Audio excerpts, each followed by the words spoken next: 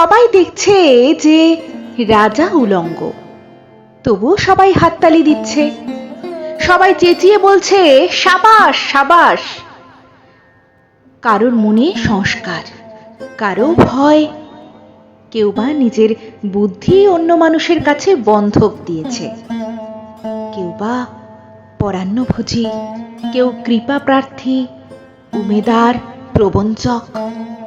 কেউ ভাবছে রাজবস্ত্র সত্যি অতীব সূক্ষ্ম, চোখে পড়ছে না যদিও তবু আছে, অন্তত থাকাটা কিছু অসম্ভব নয়। গল্পটা সবাই জানে, কিন্তু সেই গল্পের ভেতরে শুধুই প্রশস্তি বাক্য উচ্চারক কিছু আপাদমস্তক ভীতু ফন্দিবাজ অথবা নির্বোধ স্তাবক ছিল না।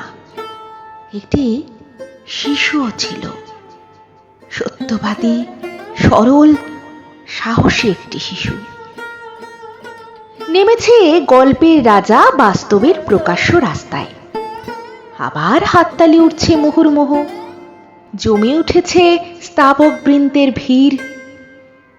কিন্তু সেই শিশুটিকে আমি ভিড়ের ভেতরে আজ কোথাও দেখছি না। শিশুটি কোথায় গেল? কেউ কি কোথাও তাকে কোনো পাহাড়ের গোপন গুহায় লুকিয়ে রেখেছে? নাকি সে পাথর, ঘাস, মাটি নিয়ে খেলতে খেলতে ঘুমিয়ে পড়েছে কোনো দূর নির্জন নদীর ধারে, কিংবা কোনো প্রান্তরের গাছের ছায়ায়? যাও, তাকে যেমন করে হোক খুঁজে আনো। সে একবার এই উলঙ্গ রাজার সামনে নির্ভয় দাঁড়াক।